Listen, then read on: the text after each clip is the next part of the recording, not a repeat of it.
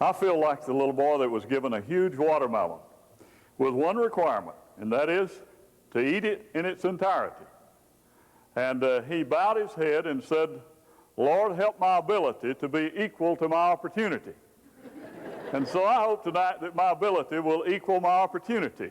My ability to share with you ways that we can look at ourselves and understand ourselves better, ways that we can look at people that we minister to and understand them better. It's been my privilege over the last several years to minister to people that are usually in the system in some form or another. They're either on probation or they're court-ordered into counseling or they're on home detention or they've been in jail or prison, but primarily that group. And one of the things that I've used in ministering to them is a thing called working with thinking errors or criminal thinking patterns. And as I work with criminal thinking patterns, I find that indeed there is a core of ministry, a core of thought that can be identified in the life of the criminal. As a matter of fact, we've seen it be effective in working where they had just monitored behavior. 1 out of 5 were recidivating first year. After we worked with classes, we cut that by 1/3. And then later on, those that completed the classes, over 100 people having completed the classes, and only 5 of them recidivated. So I'm thankful to God that it does work when we begin to approach the way they think. Then I've had the opportunity to look at people that are assigned and court-ordered into counseling because of domestic situations. And I began to look at the same thinking errors that are at the very root and core of that, and found that, in fact, they do work when applied. Then I've had the opportunity of working with adolescents and find that if you start with them, as Samino says, before it's too late, that you can identify in adolescents that are habitually in trouble. That same basic kind of thinking errors. And we're beginning even to work with elementary school because many of these kids can be identified early on. And we're identifying these thinking patterns and ways to counter it. And then working with a group called Welfare to Work, we found out that the easy thing is to get these people jobs. The difficult thing is to change their thinking or challenge their thinking so that they keep jobs. And so again, we find that at the very core of it are certain thinking patterns that need to be challenged. And so it is with substance abuse. We find that when we apply these thinking errors to substance abuse, not only does it reduce the amount of use, but they can be used as signs of relapse. Or if you're thinking a certain way, you've already relapsed in your thinking, you will eventually relapse in your behavior. But then after that, I've got some good news and bad news. You know about the good news, bad news, right? Good news was the man won a trip in an airplane. Bad news was he fell out. Good news, there was a haystack underneath the airplane. The bad news, there was a pitchfork in the haystack. The good news was he missed the pitchfork. Bad news was he missed the haystack. Now, my wife has a more succinct way of saying that. She says, "Honey, you want the good news or the bad news?" And I say, give me the good news first. And she says, "The good news is the airbags work." You got the rest. Well, there's good news, bad news. I'm going to give you the bad news first. The bad news is, as I began to examine those thought patterns, I found that not only do they apply to the criminal, to the person that's incarcerated, but I found that many times they were thinking errors that were in my own life. And what's true of me, I'm convinced, is also true of you.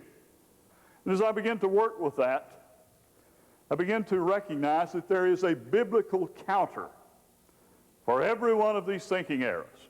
And that's why I'm excited about the opportunity tonight. An opportunity to identify thinking errors that cause us to walk away from God and a biblical counter that will bring us back to God. I think the passage of Scripture that speaks to it most clearly is Romans 12:2, where it says, "Be you transformed by the renewing of your minds, that you may prove what is that good and acceptable and perfect will of God." And I find that we need to put more effort in renewing the minds. The manner in which we're going to approach this is pretty well outlined in your notes tonight. First of all, I think that we can get some real understanding into a lot about human behavior if we'll study the 4 principles of discipline. Some of you are familiar with Scott Peck's book, The Road Less Traveled. And there he deals with 4 tools of discipline. But he starts it like this. He says, the difficulty is that we must accept the fact that life is painful, life is difficult, it's monotonous, it's sometimes boring. When we try to circumvent that, we create more problems for ourselves and more pain for ourselves. When we accept that, we develop the tools of discipline so that we can encounter it and work through it. And when we do that, we find that life becomes less difficult. It may have been Peck's way of saying, life isn't fair. As a matter of fact, most of us have come to grips with the fact that life isn't fair. The sooner we get over it, the better. If life were fair, all of us or none of us would have come in wheelchairs. Either everybody would have a wheelchair or nobody would have a wheelchair. Someone has said life isn't fair compared to what? Well, if you don't learn to cope with life, death may be more unfair than life. And so it's important that we learn to cope with life. And that, I think, is what Peck's saying, is that life isn't fair. But we need to learn to cope with what life brings to us. Perhaps Swindoll's statement, when he talks about the longer I live, the more I'm convinced of the importance of attitude on life. It's more important, he goes on to say, than one's ability, giftedness, or skill. It's more important than one's past. And he finally kind of sums it up in this. He says, we must decide each day what attitude we will embrace for that day. And I think that's part of what Peck is saying, that we need to understand that life is sometimes difficult, and we can develop the skills to cope with the difficulties of life. Now let's look at those 4 tools of discipline and how we can respond to them. The first one is, I must learn to delay gratification. I must learn to delay gratification. Let's say that we've got 2 kids, because this usually begins very early in life. We'll call kid A Beavis. And Beavis' attitude in life is play now and pay later. We will call kid B Carrie. And Carrie's attitude in life, her attitude is, I'm going to delay my gratification. Both of them go to school. Carrie understands that school is going to be a difficult experience, and so she delays her gratification. She takes notes in the classroom.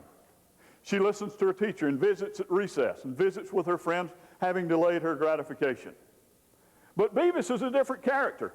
Beavis' attitude, remember, is play now, pay later. And so he visits with his friend, doesn't have a clue as to what's going on. And as far as homework is concerned, they both get off the bus. Beavis throws his in the round to it file. You ever throw your homework in the round to it file? I'm going to get around to it later. Mama calls him for supper, and she says, why don't you get your homework now? He says, I'll get around to it later. She calls him right before he goes to bed. Why don't you get your homework now? He says, I'll get around to it later. And finally she calls him in the morning, but he doesn't want to delay his gratification. And he keeps it in the round to it file. Going to do it on the bus, of course. You ever do your homework on the bus?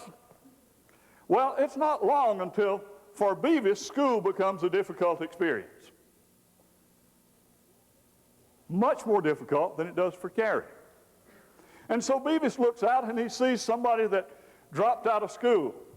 And he has a new automobile. And he said, I'm not going to delay my gratification. Besides, this school is boring. You understand that most kids reject school long before school rejects them, don't you? And so he rejects school and eventually leaves school because it's boring. Remember, it's boring, so he leaves. He goes and gets him a job. Now, what kind of job does Beavis qualify for? He can flip hamburgers. Is that monotonous? Is that boring? And he keeps on with that boredom. He says, man, I don't want to cope with this. I don't want to delay my gratification. I'm going to get me a job on construction. Besides, it pays more. He gets a job on construction. And construction, he gets a gopher job. You ever have a gopher job? Go for this and go for that and go for anything that the skilled workers don't want to go for. Well, Beavis gets this kind of job. I want you to understand what I'm saying and what I'm not saying. I am suggesting that you do have to learn to cope with this basic tool before life can be successful for you. Now, it's not that you have to finish school, but somewhere in life you have to come to grips with this too. And if you do, you begin to get promoted. You're the best gopher that they can have, and you get promoted on the job, and all of a sudden life begins to get less difficult. You can even do that at McDonald's or at construction work. In either case, once you come to grips with delaying your gratification, giving it your best shot, all of a sudden as you cope with it, life gets less difficult and you advance in life. But so long as you don't cope with that, life gets more and more difficult. Does that describe a lot of people's life that are in the system today? I think if you work with them, you'll find that it does. The second, what I would suggest is that what really comes out is that Beavis becomes a butthead and Carrie wins a gold medal. Because one copes with tool number one and one does not. The second tool is a person must learn to accept appropriate responsibility. And this, my friend, is the key to traditional counseling, understanding these two groups of people. Number one group is a person that accepts too much responsibility.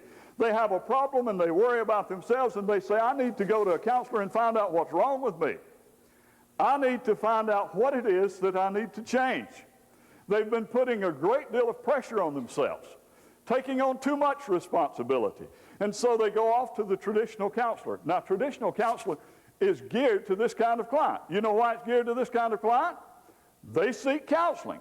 They have problems, and they even pay their bills. And so in an atmosphere of unconditional positive regard, they go off to a counselor, and the counselor helps them to be comforted. And many times they grow, they experience insight into their own problems, and they get a lot better. Unfortunately, that's not the kind of people I counsel.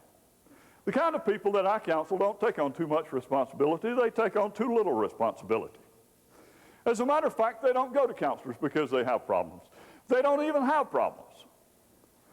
The officer has a problem, their wife has a problem, the police department has a problem, their teacher has a problem, but they don't have problems. They're just in for counseling because somebody court-ordered them to counseling, but they really don't have any problems. You got any clients like that? And they come in, and if you treat them the same way, if you give them unconditional positive regard, they will enjoy it. They will cry with you all night and then steal your truck on the way out of the session.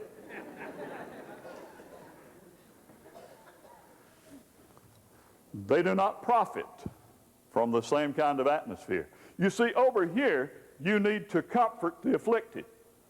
But over here, you need to afflict the comfortable. They come in comfortable, and they need to be afflicted through the counseling. That is, they don't do what you expect. They do what you inspect, and only part of that.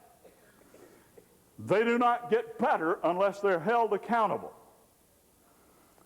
And if you take the other approach, they will use whatever you say affected them in childhood as a better excuse to give to the judge so they can continue in their misbehavior.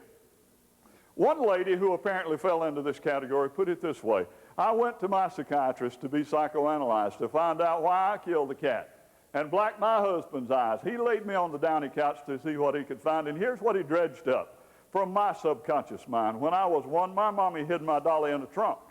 And so it follows naturally that I'm always drunk. When I was 2, I felt ambivalent toward my brothers, and so it follows naturally I poison all my lovers. When I was 3, I saw my father kiss the maid one day, and so it follows naturally I suffer from kleptomania. But I'm happy that I've learned the lesson life has taught, that everything I do that's wrong is someone else's fault. And this is precisely the attitude of the client with which we are confronted. And we have a responsibility to encounter that. I say to my class quite often, as long as you got sardines on your mustache, the world is going to smell fishy around you.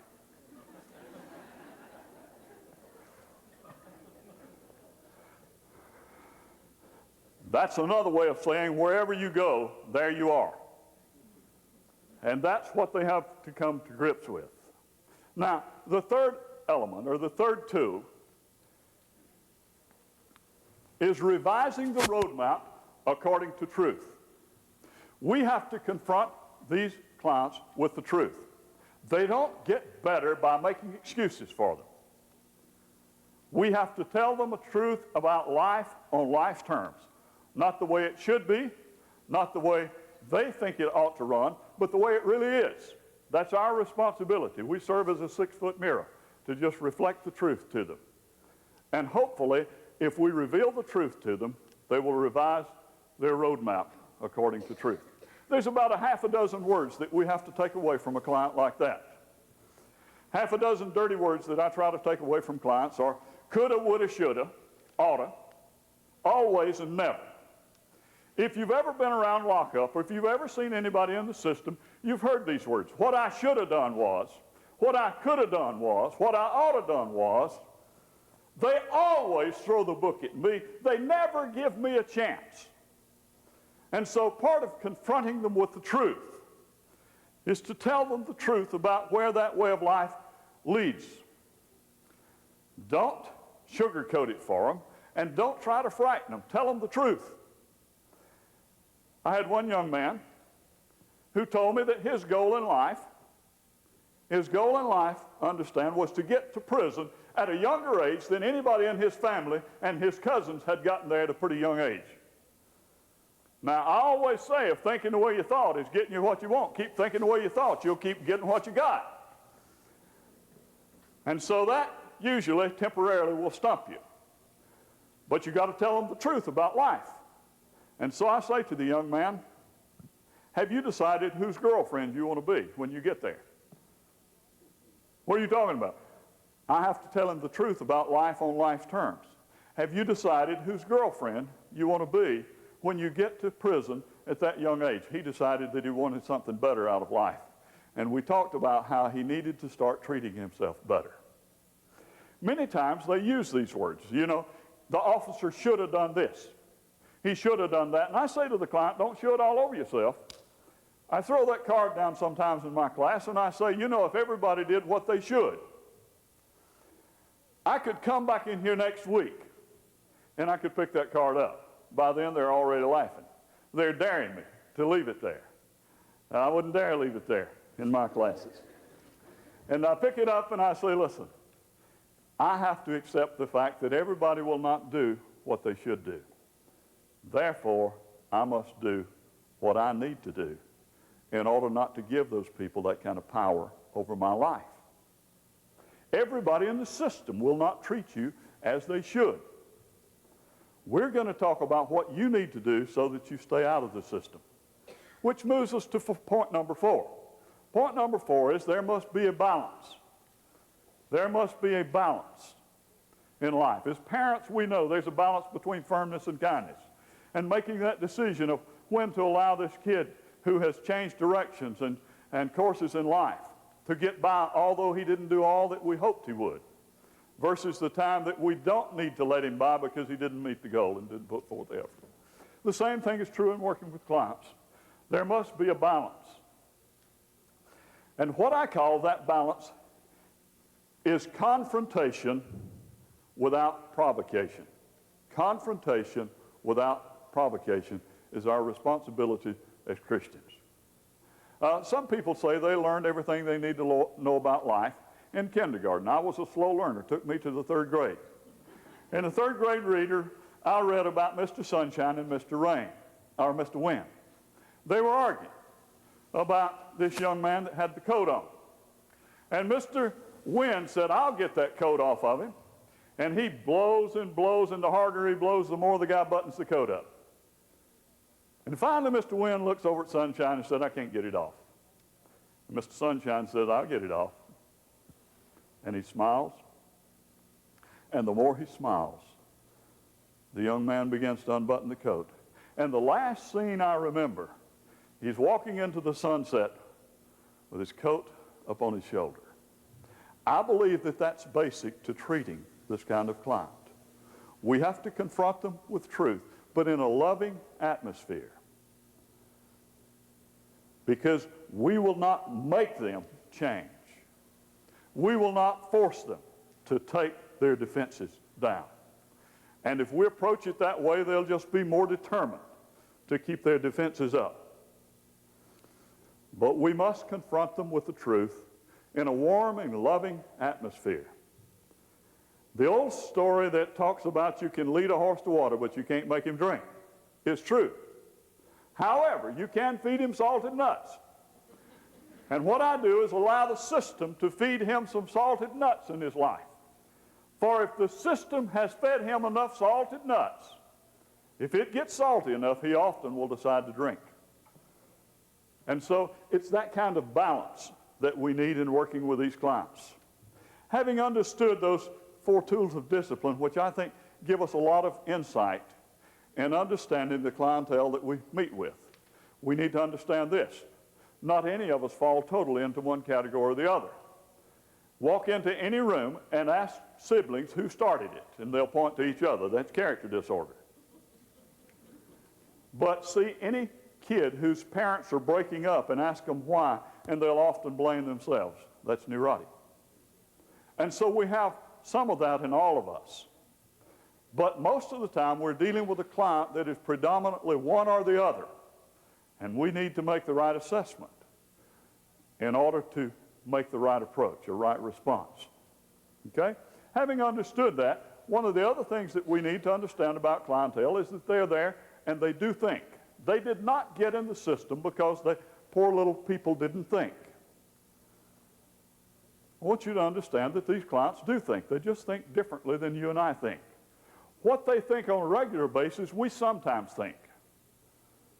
And what we think often, they really solidly believe. I'm going to share with you some of the things that they think. There are about 16 statements. I'm not going to share them all.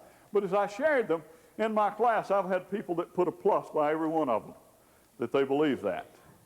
And hopefully they changed many of them before they left there. But we need to understand that we're dealing with people that think, and they do have a game plan. It's our responsibility to understand that game plan and to do what we can to take it away. If we don't believe they think, they'll run all over us in treatment. And their thought is something like this: there are no social boundaries for me. I decide whatever rules I want to follow. I take whatever I want to because the world kind of ripped me off to start with, and I have a right to take whatever I can get. One young man robbed another. He said, "You just got 15 cents left. You've been up there shooting the pinball machine with my money." My money. Understand? He was robbing the guy and talking about, "You've spent my money. I own it all." That's kind of their attitude. I must get what I want when I want it. That's my right. One young man said to me, "Sure, Mother does all of these things. She's supposed to. She's my mother. I didn't ask to be born." Did you ask to be born? Anybody here? That's what I asked the class. Did any of the rest of you ask to be born? I must get what I want when I want it. That's my right. I look out. You think you're psyching me out. I want you to know that I psych you and your church staff out. And I decide which one on your church staff is the most vulnerable. And I can give him the biggest, saddest sob story if it'll get me what I want. And then I decide which one is hard-nosed. And I go to him. And then I get friction in the church because I tell how hard-nosed and inconsiderate he or she is. You think you're psyching us out? I want you to know that we have your number. And if you work in any staff, you will find that if you work with people that are habitually in the system, that they have a game plan.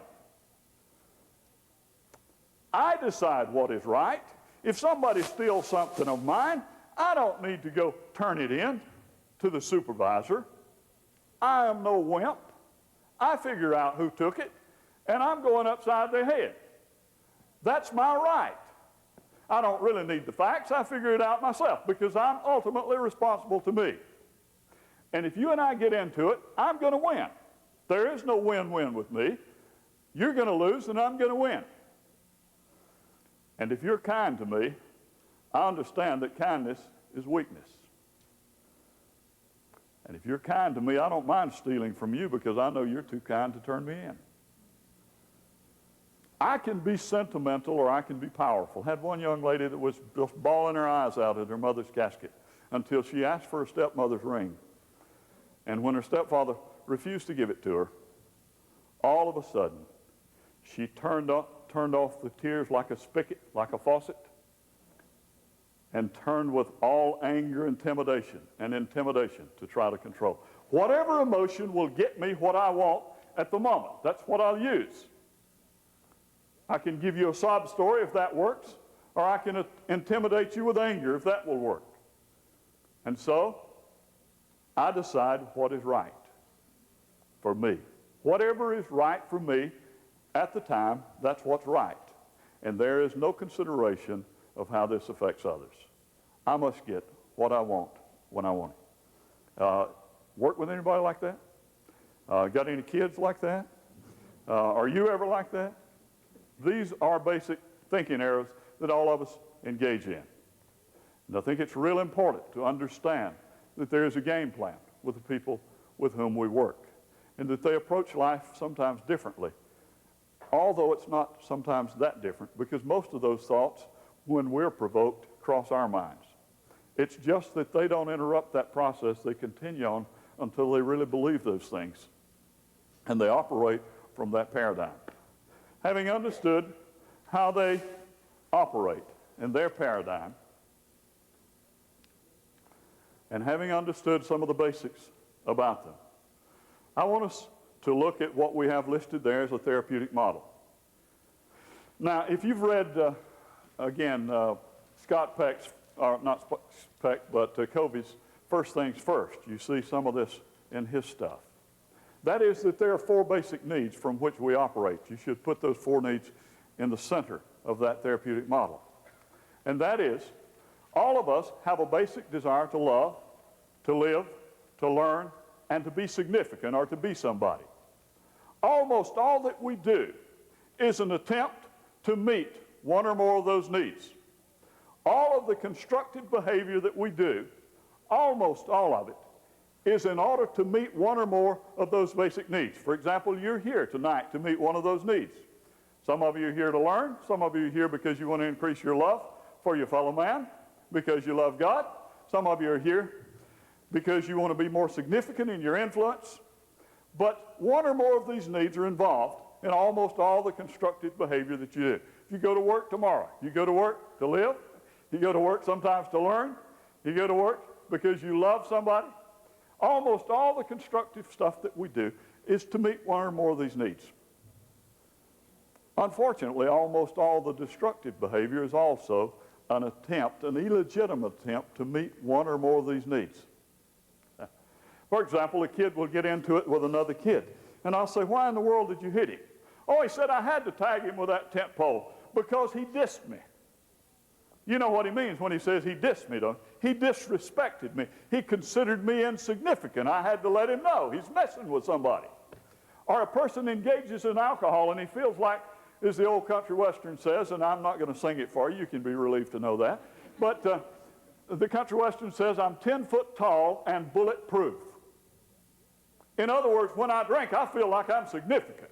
I'm somebody. That's an illegitimate way to meet that need. But nonetheless, he's attempting to meet a need of significance. Or somebody will get a DWS, driving while suspended, because he's already had a DWI, driving while intoxicated. And he'll say, "But Rev, you've got to make a living." In other words, he's out to meet one of those basic needs. It's just that he's taking an illegitimate route to meet those needs. Almost all misbehavior is an illegitimate attempt to either meet one of those needs or defend one of those needs. Most of domestic violence is a man that feels like his significance has been threatened, and he's trying to let them know they're messing with somebody, that he is somebody, that he's significant. And so he's defending that position. What we need to do is to identify the need he's attempting to meet and share with him a biblical basis for meeting that need. You see, every one of those needs can be met through a proper application of biblical basis. A man's significant. I'm fearfully and wonderfully made, the Scripture tells us. Not only that, love is defined by its characteristics and what it does in 1 Corinthians 13. The more abundant life is described in the Scripture. The Scripture speaks to our need to learn and to grow, and how that people that seek understanding seek wise counsel. And so all of these needs can be met in an appropriate fashion. We need to determine many times what need they're attempting to meet. And in our own life, when we start getting uptight, we need to ask which one of our needs is being challenged and what is a legitimate way to meet that need. Now you'll see about 5 blocks after that. The first one is the belief. A person's belief is most basic to life. Then their thinking grows out of their belief. Their feeling grows out of their thinking. And their behavior often is driven by their feeling, and it brings about a certain result. I start with results. Is thinking the way you thought getting you what you want? If thinking the way you thought is not getting you what you want, what have we got to change about the belief system that will get you what you want? Because there is a progression in this plan, and we need to understand it. The system too often has attempted to change people simply by changing behavior. And the church has often tried to change people by changing only the belief, but has not done a very good job of translating it into the life of the individual. And so it's important as believers that we begin to translate. The system is moving somewhat. They are now beginning to challenge the thinking. And so there is a way that we can work together in a better fashion when we understand this process and understand how they can be renewed in their minds and translate it into their life. Let me show you a couple of ways that that works. For example, if you've got a small child, you change them by monitoring their behavior, right? If a small child comes into the room, and let's say that you've got a drop cord in the room and it's got some loose ends on it. If it's got a drop cord in the room, it's got loose ends, where is that kid going? Well, he has a basic desire to learn, right? He wants to know what it's all about. And so you monitor his behavior and you set him back in the chair. And he stays in the chair until mother leaves the room. As long as behavior is monitored, he changes. But as soon as mother leaves the room, he'll go after the wires. And if he makes the connection and lives, mother will not have to tell him not to put those wires together. Because he now learns, and his belief system changes. Now, when they're young, we have to monitor behavior primarily, but if we don't translate that behavior all the way through, then that behavior will revert as soon as we quit monitoring it. It's that way with children, but it's also that way with adults. Adults get in jail, and they always say, I'll never be back here. They'll come to my class and say, I don't need these classes. I don't ever intend to be back in jail. I said, how many people did you hear that left the jail that said, save me a seat, I'll be right back? Almost all of them left there determined to change their behavior, but not translating that into their belief system. I'll show you how that works in adults. Suppose you're walking down the road and you see a semi coming, and you feel some fear and you move over to the edge of the road,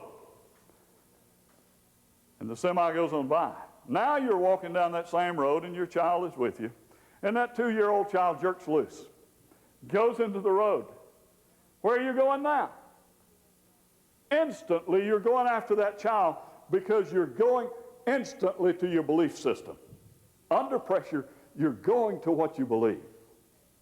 And so you go out there and risk your life. Aren't you afraid? Sure, you're afraid. You may even have to change clothes when you get back. You don't know whether to beat that child or hug it. You're so thankful that you saved its life, you just want to hug it. And you're so mad that you ran out there that you want to spank it. But under pressure, you went back to what you believed. People do that. When they get out of jail, if they're on probation, they may change their behavior as long as their behavior is monitored. But if they haven't changed their belief system, under pressure, they go back to what they believe. You see, if they believe the system is their enemy, as once they get out from under the system, they go back to the behavior that they enjoy. But if they believe their drug of choice is their enemy, they don't go back to it as soon as they're released from that behavior. And so it's our job to deal with the belief system and how it connects with the rest of the person. Are we making sense so far? When the plain sense makes common sense, seek no other sense. And I think that we begin to apply this. I want to show you how that the thinking controls your feeling. You have to change the way you look. How many of you live with someone who has said something to you and your immediate response was that you were so angry you wanted to give them a piece of your mind you could ill afford to lose? Anybody? Mm-hmm. And 3 days later, that same person said the same thing to you, and you said, I'm not going there anymore. What was the difference? The difference was the way you decided to look at it. It was your thinking that controlled your anger. You know, you've got to change your perspective sometimes if you're going to get rid of anger. I tell my clients, if you go around with a chip on your shoulder, you can be guaranteed that there's wood higher up. And all you got to do is shake your head. You'll hear the sawdust boogie every time. If you don't change the way you're thinking about something, you will habitually be a victim of anger. There's a little formula I call STAR that helps a person deal with that. STAR. When someone provokes you, the first thing you want to do is stop. Stop, because they're setting you up. Someone provokes you, usually it's for a purpose. A young child, sometimes, you didn't know he could talk, and as soon as the phone rang, he hadn't said a word all morning. But now, you got any children like that? Well, they provoke you. And your first tendency is to yell at them.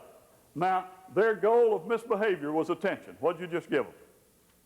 I can guarantee you, if you treat it that way, they'll be on the talk show the next time the phone rings, because you just fed into their goal of provocation.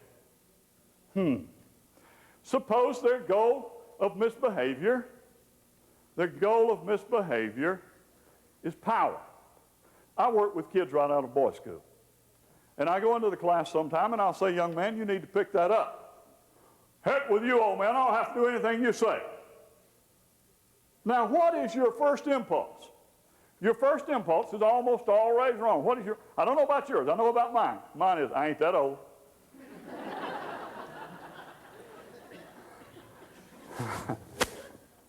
But realizing that he's trying to get me into a power struggle, I realize this: even if I won the battle and put him in his seat and skinned his arm, who would be out of a job? And who just won that power struggle? People provoke you for a purpose. And so I go over to him and I say, young man, I'm going to tell you something you're going to do, and I'm going to stand here till you do it. Boy, he gets all pumped up then. And I look at him and I say, breathe. And I just wait on him. If he's angry enough, he'll turn about 3 shades of purple, but sooner or later, he'll breathe. And I say to them, I told you to do about the only thing I can make you do. Matter of fact, I didn't make you do that. But I want you to understand something in life. Cooperation will get us through life. I can't make you pick that paper up. And you can't make me give you a good grade on this class. But if you'll cooperate with me, I'll cooperate with you. I still ain't going to pick it up. Well, you don't have to pick it up. You understand. You just give me good job security. They pay me for coming here. But you decide. And I go on about my business. Because his provocation was to get me into a power struggle. Our first impulse is almost always wrong because it's emotion over intelligence. And anytime we operate emotion over intelligence, we're on dangerous ground. Almost all the people in the system are there because they allowed their emotion to overrule their intelligence. And so the first thing we must do is stop. The second thing is think. And the think question that I give them is, who's driving your bus? You see, if your anger is driving your bus, you're headed for a bus wreck. If somebody else is driving your bus, you're headed for a bus wreck. The A is alternative. What alternatives do I have? Sometimes we limit ourselves to just 2. Keep your mouth shut or go off on somebody. But we often have many more alternatives. So the third one is consider what alternatives I have. And the fourth one is the response question. What response is in my best interest? What response is in my best interest? And the reason for that is very simple. It causes the focus to be back on me. And I say to my clients, when you stand before God, for whom will you give an account? So we better focus on us. If we spend our energy on taking care of the one that we'll give an account for, we'll be far better off. And many times when we're angry, when we're trying to get even, we're focused on somebody else. I often say to our client, listen, if somebody calls you something your mama didn't name you, anybody ever call you something your mama didn't name? Live up to the name your mama gave you. Don't live down to the name they called you. Because if you live down to the name they called you, you fall into their provocation and oftentimes end up giving them power over your life. And so we use that formula in dealing with that. And having understood that formula, I think you can apply many of these thinking arrows to that formula and work back through it. And so let's go on to the thinking arrows.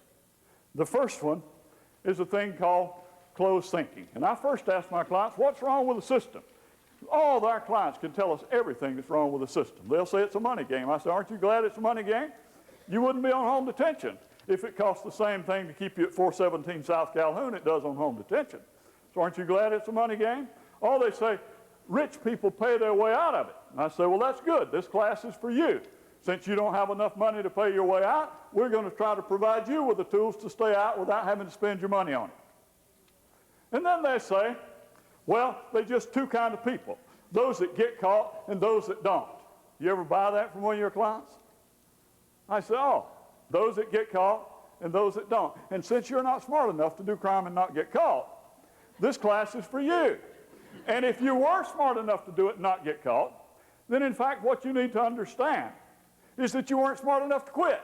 So this class is for you because we want to provide you with the tools to stay out of the system without either being smart enough to do crime and not get caught or being rich enough and having to waste your money on staying out. We want to provide you with the tools to stay out of the system without doing either one of those. Isn't that great?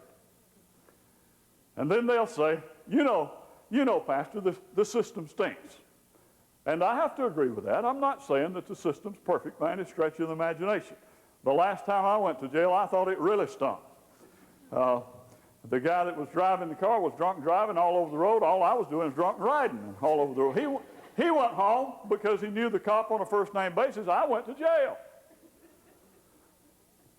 And when I got into jail and they took me out of the drunk tank and brought me up with the prisoners, those were the days of the chain gangs. You could get 30 days on the gang just for public intox. I was praying somebody would pay my fine. And when they took me up there were more bottles of whiskey in the jail than there was in my automobile. So I dare not tell them that the system is fair. Don't waste your time defending the fact that the system is fair. I tell them the system stinks, but it smells a whole lot better from the outside. And we're going to try to get you the tools so you can stay out of the system. Okay? Now, thinking error number one is closed thinking. It's really an attitude. If there's nobody going to tell me what to do, I'm going to do it my way. I don't need any of your advice. I can tell you what's wrong with the system. I can tell you what's wrong with you, but don't talk about what's wrong with me. And it's an attitude that many of us develop when we don't want to deal with issues. Now, if in fact that's criminal thinking, you should go down to county lockup and hear that kind of thinking, right? If you ever been down to lockup, and I asked our clients, did you ever hear anybody down at lockup that was walking around saying, know who they think they're talking to? And the trustee comes and says, the warden says y'all going to have to do so-and-so. I don't know who they think they're talking to. There ain't nobody telling me what to do. And I say to my client, listen, if you take an attitude that there's nobody going to tell you what to do, you'll put yourself in a position where somebody will tell you almost everything you can do. The only people that don't get told what to do are the people that do what they're supposed to do without being told. If you don't believe that, don't pay your taxes this year. And we'll see. Now, they're walking around saying, I know who they think they're talking to, and many people in the system will take that attitude. Ain't nobody going to tell me what to do. And I say to them, I maintain that this person is one of three things. He's either a liar or a lunatic or some combination of both. This is what you're talking about. I said, well, of all of the motels that he could have spent the night in, is it not true that even the one that leaves its light on for you is better than the place he's spending the night? Now, do you think he slept there? Or you think somebody told him where he could sleep? Well, I guess he's told where to sleep. I say, of all of the restaurants that he could have grazed at in this town, is it not true that even the Golden Arches is better than the green eggs that he's going to eat, and it not even Easter? And the tube steak that we call cube steak or bologna, is it not true that even the Golden Arches would be a better deal for him? Well, I guess so. And of all the clothing stores in town, even J.C. Penney, the French tailor, has got a better outfit than that bright orange jumpsuit that he's wearing. And so I come back to this question. Do you think that nobody told him what to do, or do you think somebody's telling him almost everything he can do? When we take an attitude, nobody's going to tell us what to do. We put ourselves in that kind of position. As a matter of fact, lockdown will then lock up is the person that carries that to an extreme. And now they tell him when he can go to the bathroom and when he can't. And so if we take that attitude in life, and we're reminded that we sometimes take that attitude, we need to interrupt that, because we'll put ourselves in a position where somebody will tell us almost everything they can do. So they walk around like that for a while, and then they go in front of the judge. And the judge says to them, listen, you can get out of here in 3 months good time. Now, how do you get good time? You do what they tell you to do. Okay. So all of a sudden, he starts doing everything they tell him. So much so that the other inmates get on him. And they say to him, I thought nobody told you what to do. How does he answer that? Well, stand on my head 2 months.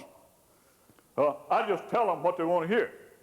Now, what he's saying is, I'm changing my behavior. I'm not changing my thinking. I just tell them what they want to hear. I'm not giving up the way I think. Well, remember this. If nothing changes, then nothing changes. We always use profound truths. If nothing changes, then nothing changes. There are 2 parts to the formula.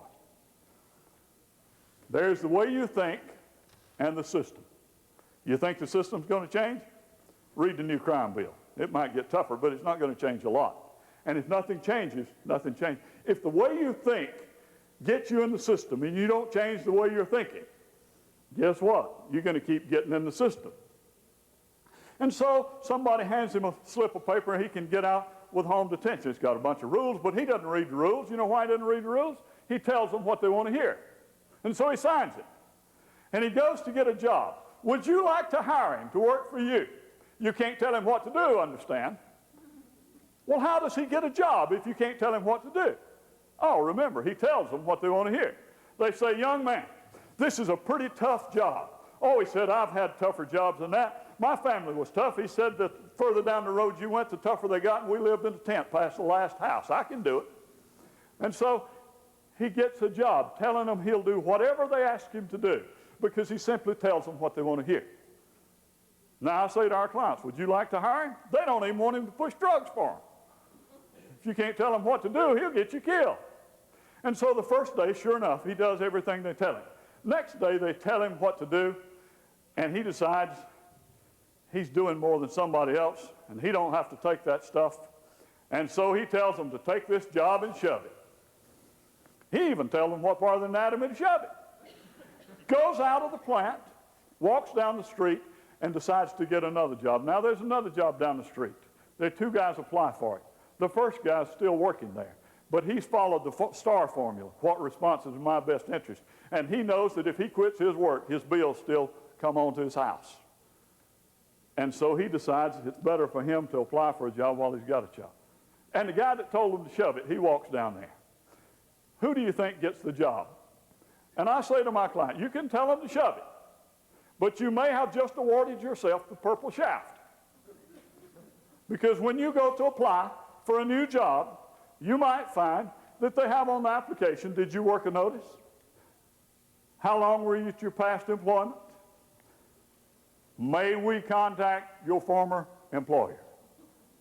Now, to whom did you award the shaft when you told them to shove it? And lo and behold, I find in most cases, not always, that much to their surprise, when they walk out of the plant still runs, and it's them that's out of a job. They didn't ask the question, what response is in my best interest? So he goes on down the street with an attitude that can't tell me what to do. He knows he's not supposed to go in the tavern because he's on home detention, but ain't nobody going to tell him what to do. He parks his car in a reserved spot because it's reserved for me. I'm a taxpayer. He goes on in, and the bartender says, "Sir, you can't drink anymore here." And he said, "That guy over there, he done drank 3 since I drank 1. And the bartender lets his fingers do the walking. 911. And in comes a policeman, and if that policeman's not a closed thinker, he's got one more chance. I know we don't have any closed thinking policemen in Fort Wayne, but I was in Gary one time. And he says to him, "Young man, it'd be best for you to go home." And the young man says to him, "I don't know why they're picking on me. That guy over there drank more than I did, and they're just doing this because I'm on home detention." And there's going to be some slow riding and some sad music, and there's going to be somebody else walking down there saying, "I don't know who they think they're talking to. Ain't nobody tells me what to do." You see, when you get that attitude of there's nobody going to tell you what to do, life becomes an endless cycle. And jail in the system often becomes a revolving door. Well, there's a good news about that. There's a biblical counter for that kind of thinking. Read the book of Proverbs, and it talks about how that wise men seek after good counsel. "Let not mercy and truth forsake thee. Write them up on the table of your heart. Trust in the Lord with all your heart, and lean not to thine own understanding. In all thy ways acknowledge him, and he shall direct thy path." Many times I start home and I'm into closed thinking. I say, "We're not going to discuss that anymore. I've already decided." And there's a little light bulb comes on and says, "Mullinax, that's not what you teach the class." And so it helps me to be more open in my thinking. The good news about this is that we can apply this to all of our life. When we get into an attitude of closed thinking, we need to realize that there's a biblical principle that confronts and counters that, and we're much better to apply the biblical principle. The second thinking error is victim stance. Victim stance and closed thinking are kind of the gateway thinking errors. We'll go through the others much faster. But victim stance is an attitude of "it's not my fault."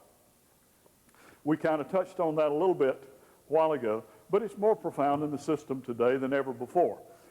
Charles Colson says it really began when men bought into the fact that man is inherently good. Because if you believe that man is inherently good, then you have to excuse away the most heinous crime based on a sick mind. And I read an editorial that talked about Jeffrey Dahmer shouldn't have been treated as a criminal. He obviously was sick. Well, let me ask you this. If I had a .32 in my pocket and I pulled it out and shot one of you, you could make a pretty good case for the fact I've got a sick mind, shoot you in front of all these witnesses. But that doesn't take away from my responsibility for my behavior. Because if I could control it long enough for you to get here, I could have controlled it longer. And so I must be held accountable individually for my behavior. There are others that will say poverty causes crime. Anybody ever tell you that? Poverty causes crime? The biggest joke in the world today. We had an attorney general, I think, at one time that said that. Poverty causes crime. I say to my class, you know better than that. Every one of you knows somebody that lives on a fixed income, an aunt, a grandmother, somebody that lives on a fixed income. You'd let them stay at your house because you know they wouldn't take a thing, right? And almost all of them will raise their hand. And then I'll say something else. You also know somebody that has 4 or 5 TV sets sitting in their car. And if you leave them at your house, they'll have 6 or 7, depending on how many you have. Now, if poverty caused crime, that wouldn't be the case. Then there are others that will say, well, they was raised that way. They never knowed no better. You ever hear that? They never knowed no better. I said, listen, did they know to run when the law came? If they didn't know what they was doing was wrong, then they didn't know to run when the law came. You see, an excuse is a little skin of truth stretched over a big fat lie. Now, it is true that there are sometimes some circumstances that influence us. We should deal with that in prevention, but not in treatment. For example, if my kid came home and he says, you know, the people over at the school, a couple of teachers is pushing drugs. From a prevention standpoint, I'm going to be over there. That's an influential factor. I want to be concerned about it. But if my kid comes home and he's been tested positive for a drug, he need not tell me 2 or 3 teachers have passed him. He need not tell me that everybody over there is doing it, because I will say, son, this is your behavior, and your behavior is not acceptable. You cannot get better excusing yourself or nursing your wounds. You can only get better when you take individual responsibility for your irresponsible behavior.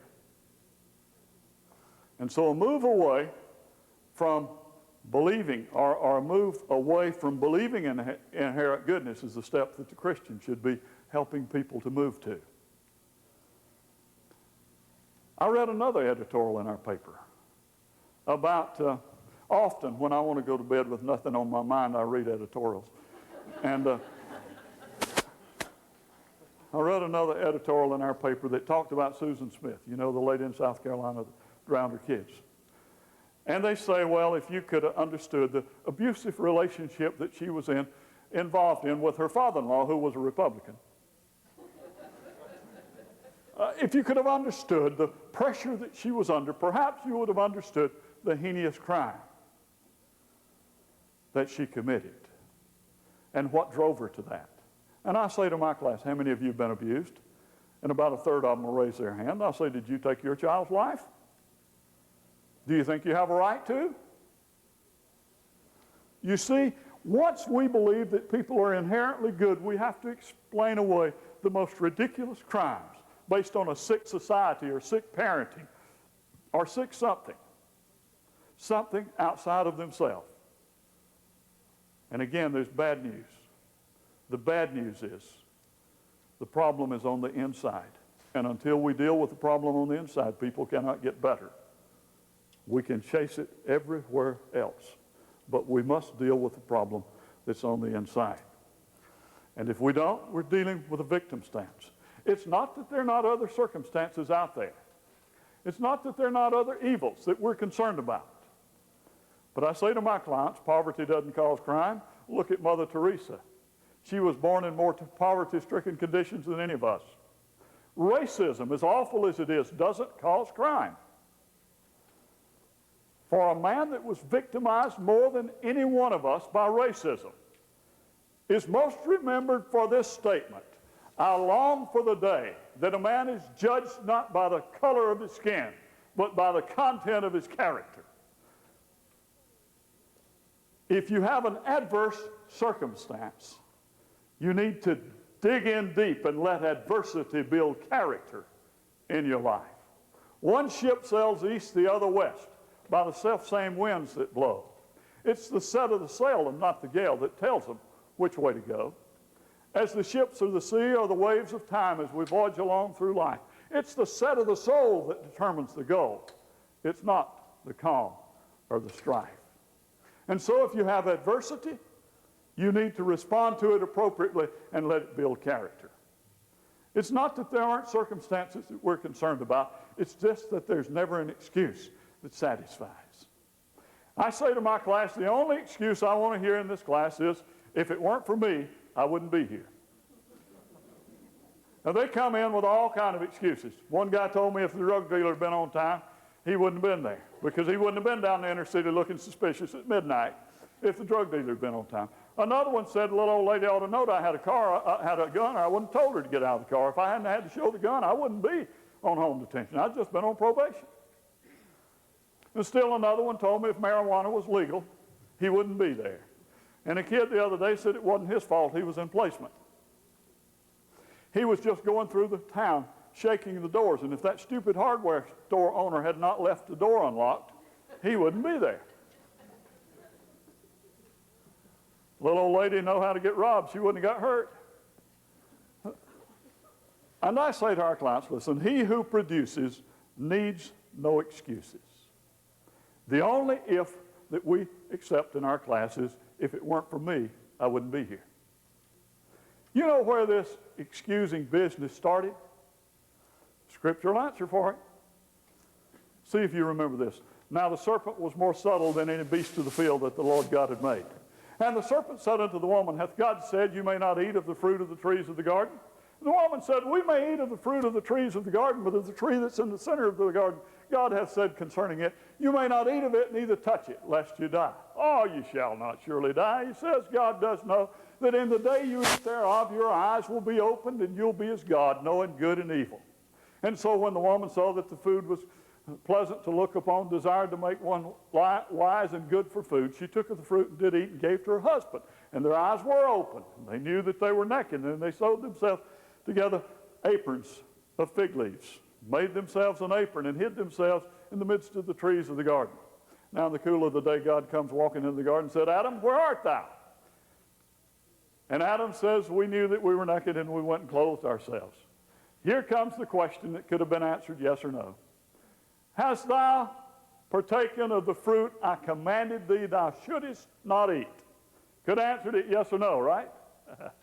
First excuse. God, that woman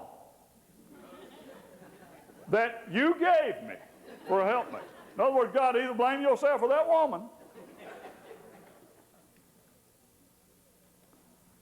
Was he telling the truth? Sure, he was telling the truth. But there was a problem with that truth that he was telling. In telling the truth, he was shifting the responsibility away from himself. And so he looks at Eve and says, what is this thou hast done? Flip Wilson wasn't the first one, said the devil made me do it. She said, the serpent beguiled me and I did eat. Did he beguile her? Yeah, he said, listen, you'll be just smart as God is. Go ahead and take the fruit. What was Eve doing? Blaming hers on the devil. We can never get better until we accept our sinful and irresponsible condition. That's starting point. And when we accept that, then, by the grace of God, we can begin to get better.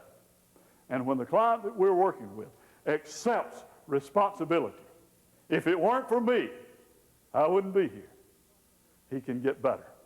Number 3 is viewing self as a good person. We hear so many psychologists say that people commit crimes because they have such low self-esteem. But I want you to know that the majority of people that we work with, the character disorder, do not necessarily have low self-esteem. In fact, their problem is they have a high sense of themselves.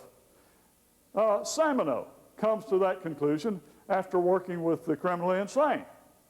Go over to Peck, again, in People of the Line. He says, the problem with people that commit the heinous crimes is that they, in fact, have too elevated a sense of themselves. Well, how do the social workers get it otherwise? Well, here's this kid in class. He can tell you how to beat every drug test that you take. He not only can beat it, he can tell everybody in class how to beat it. He doesn't have a low self-esteem. He has an elevated view of himself. And all of a sudden, about a week before he gets out, he gets caught with a dirty urine. That is, a positive screen for a drug. And now he begins to sit on the stupid chair. And he says, Mama, I don't know how I could have been so stupid. First time I used, 2 weeks before I was getting out, and I got a dirty urine. And Mama gets to worrying about him, and she says, what in the world is wrong with him? He knows he's just had 2 more weeks to go, and he's been clean all this time, and she comes to the counselor, and she trots him off to a new social worker. And the social worker says, listen, he's got low self-esteem. I want to tell you something. He does have low self-esteem. You know when he got that low self-esteem? 24 hours ago, just after he got caught. 48 hours ago, he was the smartest guy in the class. Because he knew how to beat every test. They sometimes will come in the class. What will beat these tests? Now, I'm not going to use it, but tell me. I say a teaspoon of sugar. It won't, but somebody will be stupid enough to try it.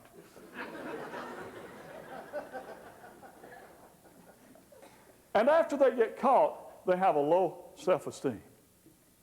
I want you to understand, it's when we think we're so high that we're headed for trouble. And so it is with kids. I've tested those guys at Region 2 that are right out of boys' school. They have an elevated self-esteem. They think they're so slick they can't be touched. Now, if that's true, then it should be consistent with Scripture. Is that right? Let no man think more highly of himself than he ought to think. Let nothing be done through strife or vainglory, but let each esteem the other better than themselves. It's not low self-esteem that gets people in trouble. It's an elevated sense of self that gets these people in trouble. They think they're so slick that they cannot be touched and that they don't have to follow the rules. And if you don't believe it's true, when do you get in most trouble? When you get to thinking you're so slick. And many times they'll have the therapist working with them, continuing to build that self-esteem. You ever see them? They'll get in a class and the therapist will say, you just don't understand what a great artistic ability this kid has got. And you ought to excuse him from them thinking error classes and let him work on this positive. And I said to them one time, listen, you can excuse him from these thinking area classes, but if he doesn't deal with the negative, the only place he'll have to draw is the inside of an institution. Well, it wasn't so with that young man. I read his name in the paper last summer. He didn't change his thinking, and he went down when a drug deal went sour and left a 2-year-old son. What we need to understand is that it is positive to work on the negative. And we have a responsibility to address the negative. They don't like for us to address the negative, but if we don't deal with the negative, it will take away every positive trait that they have. A basketball coach knows this. If you've got a kid that can shoot the bottom out of the bucket but cannot dribble, he will work on the negative. It's positive to work on the negative. And we must address the negatives in people's life if we want them to be positive. If I took my automobile into the body shop or took it to a shop and I had a flat tire and I said, I want you to fix this flat tire. And I come back and they say, listen, I got to tuning this car up and it runs like a sewing machine. And we got to shining it up and it shines like new money. And if you'll just drive it, I think that flat tire will take care of itself. You wouldn't buy that, would you? But we do that in corrections too often, and Samano says what we have then is an educated criminal. It's not that education courses are not important. And it's not that they don't have talents, but their talents is not what got them in trouble. And we need to confront that which gets us in trouble and deal with the negative in our life. Sometimes kids think they can earn a right to do wrong. Alcoholics always do this. I owe it to myself to have one this weekend. I've worked real hard. And sometimes kids do about half enough to get by, and they think because of all the good, their evil should be excused, and we fall into that. Well, I want you to understand that the Scripture says there is none righteous, no, not one. And it addresses the negative in our life, and when we're willing to address the negative in our life, we can get better. And until and unless we address it, we won't get better. Number 4 thinking error is lack of effort. Criminal thinkers are great sprinters, but poor long-distance runners. There are 4 stages of denial that they often go into. You ever been around anybody that's trying to quit drinking or quit smoking? First they say, boy, I didn't know it was going to be so easy. The first time they deny they have a problem. When they finally accept they've got a problem, that they go into stage 2. They deny the extent of the problem. And so they say, I'm going to quit. And they're so elevated. They're accepting of everything. And you've been around them that first time, so glad I quit. Didn't realize it was affecting me so much. And you're around them a day or 2 later, and you wish they'd go ahead and smoke instead of blow up. And then all of a sudden they'll say, could you let me borrow one? I'm trying to quit. Has anybody ever quit by trying to quit? You can't do anything by trying. You've got to decide. You've got to exercise that will. Now, it's important to make up your mind. It's also important to know that it takes more than making up your mind to overcome an addiction. I say to clients, some clients say, I don't need these classes. I done made up my mind to quit. I say, well, that's fine. But making up your mind doesn't do it alone. You can't put everything on willpower. For example, if you take a box of laxative tonight and you decide you're going to drive to Chicago tomorrow and you're going to make up your mind, you're not going to stop. You may not, but nobody will ride with you. So it takes more than willpower alone. The second stage of denial is overcompensate. I'll do anything it takes. And then the third one is agitation. You ever been around a person that says they're going to quit drinking alcohol? And the first, I didn't realize it affected my life so much.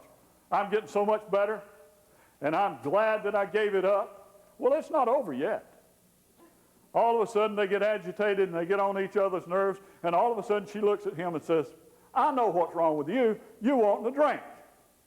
And he gives her peace of mind. He could ill afford to lose, goes out and gets drunk, and says, I never thought about it till you mentioned it. Well, I want you to understand something. Phase 3 of denial is you begin to deny that it's solvable. Phase 1, you deny you have a problem, so you do nothing. Phase 2, you overcompensate, and you say, I got a problem, but I'm going to quit. You oversimplify it. Phase 3 is you begin to doubt if it's solvable. In phase 4, you doubt if it's solvable for you. That's when you habitually keep going back to prison, because Mama Prison will see that you have 3 hots and a cot. Those people have the same relationship with prison they had with Mother. They didn't obey her rules. They got out. When responsibility hit them in the face, they went back home. They do the same thing with prison. But phase 2 and 3 are real important to understand, because after you quit, you'll grow for a while, and then you'll get agitated. And you've got to get through phase 3 without using. If you get through phase 3 without using, you'll grow again. And those periods of time will come further and further apart. And by the grace of God, you'll overcome it. But criminal thinkers are great sprinters and poor long-distance runners. That is, they go until the going gets tough. They seem to have this attitude that if at first you don't succeed, give up, don't be hard-headed. Number 5 is lack of interest in a responsible performance. Lack of interest in a responsible performance.